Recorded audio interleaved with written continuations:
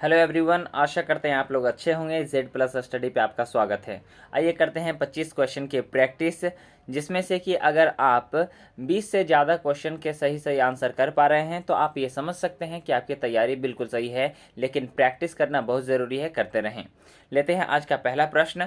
पहला प्रश्न है, सरकारी नियमों के अनुसार अग्रिम कर का भुगतान करने के लिए उत्तरदायी व्यक्ति द्वारा 15 जून तक अग्रिम कर का कितना प्रतिशत भुगतान करने की आवश्यकता होती है? बताएं। आपके सामने ये 4 ऑप्शन हैं और इसी तरह से प्रत्येक प्रश्न के लिए आपको 2 से 3 सेकंड का समय दिया जाएगा। आंसर बताएं।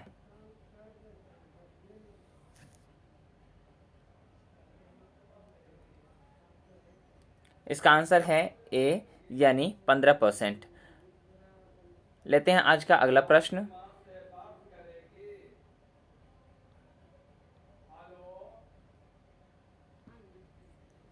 आइए चलते हैं अगले प्रश्न की ओर।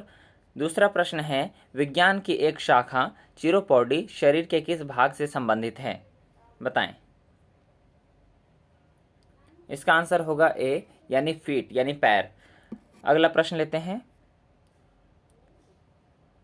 अगला प्रश्न है, निम्नलिखित में से किस शैक्षणिक संस्थान के शोधकर्ताओं ने विद्युत गतिक धारा वैभव यानी कि इलेक्ट्रोकाइनेटिक स्ट्रीमिंग पोटेंशियल नामक नैनो स्केल परिघटना यानी कि नैनो स्केल फेनोमेनन का प्रयोग छोटे स्तर पर बहते हुए पानी जैसे घरेलू पानी की टोटियों से बहने वाले पानी से ऊर्जा का निर्माण करने में किया?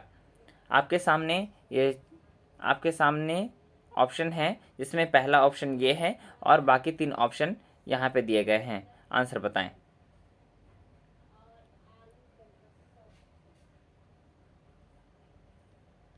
इसका आंसर होगा ए नंबर वाला ही, यानी कि IIT गुवाहाटी। अगले प्रश्न की ओर चलते हैं। अगला प्रश्न है, 1942 में महात्मा गांधी द्वारा भारत छोड़ो आंदोलन निम्नलिखित में से किस स्थान पर आरंभ किया गया? आपके सामने ये 4 ऑप्शन हैं, बताएं। इसका आंसर होगा डी, यानी अगस्त क्रांति मैदान। लेते हैं आज का 5वां प्रश्न। 5वां प्रश्न आपके स्क्रीन पर। किसके जयंती मनाने के लिए लखनऊ में 23वां राष्ट्रीय युवा महोत्सव 2020 आयोजित किया गया? बताएं। इसका आंसर बहुत ही आसान है, यानी बी, स्वामी विवेकानंद। स्वामी विवेकानंद की जयंती को हम राष्ट्रीय युवा दिवस के रूप में भी मनाते हैं और ये मनाया जाता है 12 जनवरी को। और आपको इसके साथ साथ ये भी पता होना चाहिए कि विश्व स्तर पर युवा दिवस 12 अगस्त को मनाया जाता है, 12 अगस्त को। लेते हैं आज का अगला प्रश्न।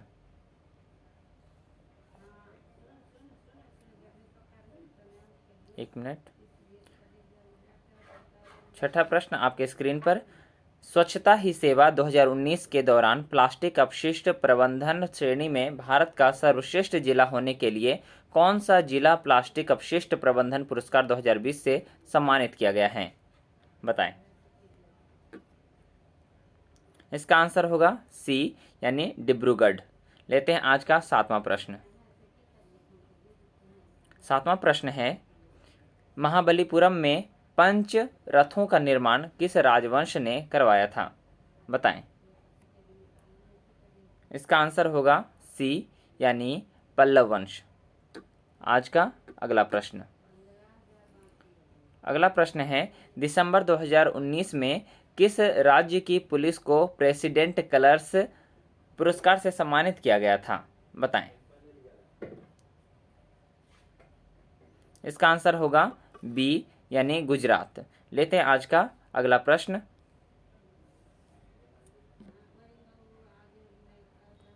आज का 9वां प्रश्न है, जनवरी 2020 में सरकार द्वारा आरंभ की गई विश्वास, जो एक प्रमुख ई शासन पहल है, निम्नलिखित में से किसका संक्षिप्त रूप है? बताएं। आपके सामने ऑप्शन है, बताएं।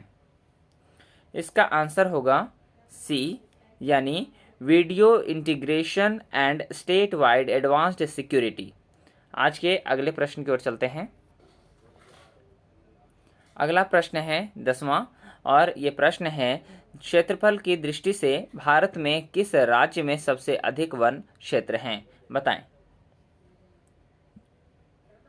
इसका आंसर होगा ए यानी मध्य प्रदेश। अगले प्रश्न की ओर चलते हैं।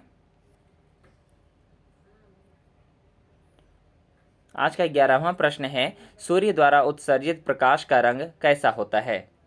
बताएं।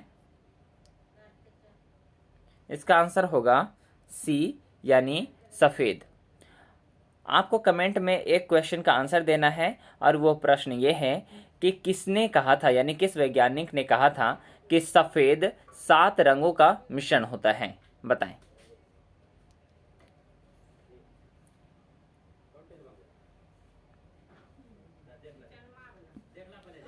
अगला प्रश्न है भारतीय रेलवे ने अपने हेल्पलाइन नंबरों को एक ही नंबर में एकीकृत किया है, वह नंबर क्या है? बताएं।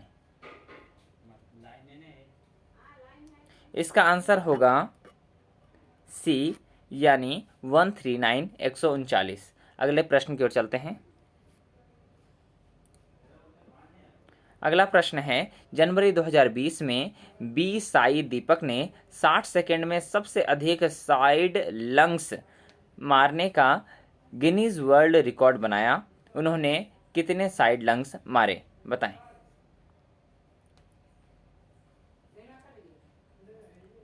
इसका आंसर होगा बी यानी 59 सेकेंड। अगले प्रश्न की ओर बढ़ेंगे। अगला प्रश्न है 14वां।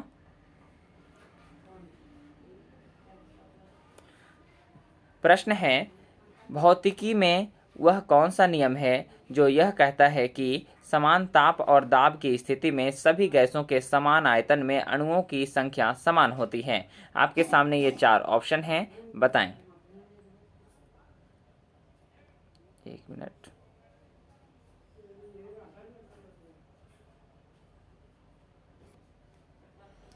इसका आंसर होगा सी यानी आवोगाद्रो का नियम।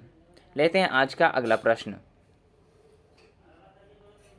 अगला प्रश्न है 15वां। पोंगल त्योहार तमिलनाडु में 4 दिनों तक मनाया जाता है। पोंगल का चौथा दिन क्या कहलाता है? आपके सामने ये ऑप्शन दिए जाएंगे।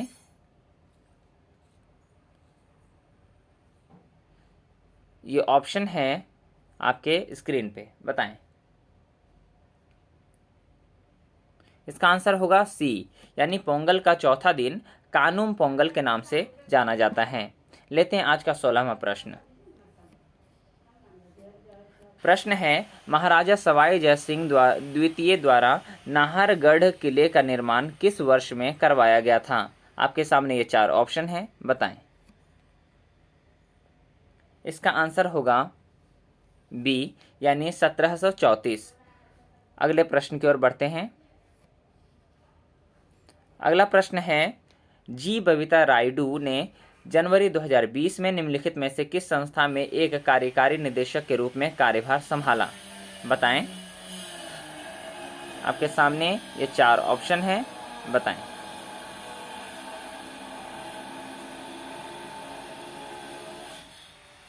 इसका आंसर होगा बी यानी भारतीय प्रतिभूति और विनिमय बोर्ड।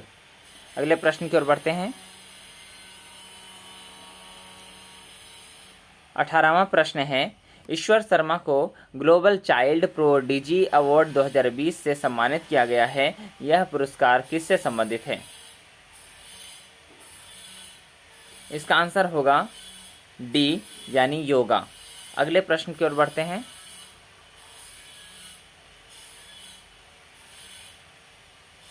आज का 19वां प्रश्न है 11 दिनों तक चलने वाला प्रसिद्ध धनु यात्रा जो विश्व का सबसे बड़ा खुला रंगमंच माना जाता है किस राज्य में मनाया जाता है?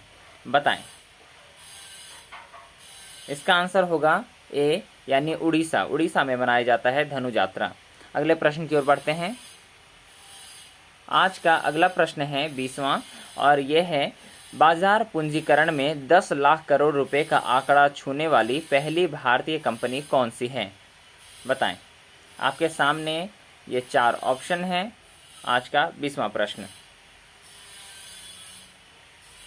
इसका आंसर होगा बी यानी रिलायंस इंडस्ट्रीज। आज के अगले प्रश्न की ओर चलते हैं। अगला प्रश्न है, निम्नलिखित में से कौन सी नदी दक्षिण भारत के प्रसिद्ध तीर्थ स्थान तिरुटनी से होकर बहती है? हम आपको ऑप्शन की ओर लेके चलते हैं। ऑप्शन है पलार, नंदी, वैगई या कावेरी। बताएं। इसका आंसर होगा बी यानी नंदी। आज का 22वां प्रश्न लेते हैं। प्रश्न है, बेंगलुरु में आयोजित 107वीं भारतीय विज्ञान कांग्रेस का विषय क्या था? बताएं। इसके ऑप्शन की ओर चलते हैं।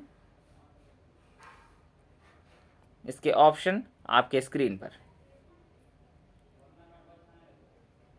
इसका आंसर होगा डी यानी science and technology, rural development.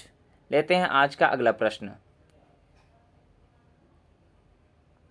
अगला प्रश्न है, 23वां कोलकाता के बीबीडी बाग या डलहौजी क्षेत्र में करेंसी बिल्डिंग का निर्माण किस वर्ष में हुआ था? इसका आंसर होगा बी यानी 1833। अगले प्रश्न की ओर चलते हैं।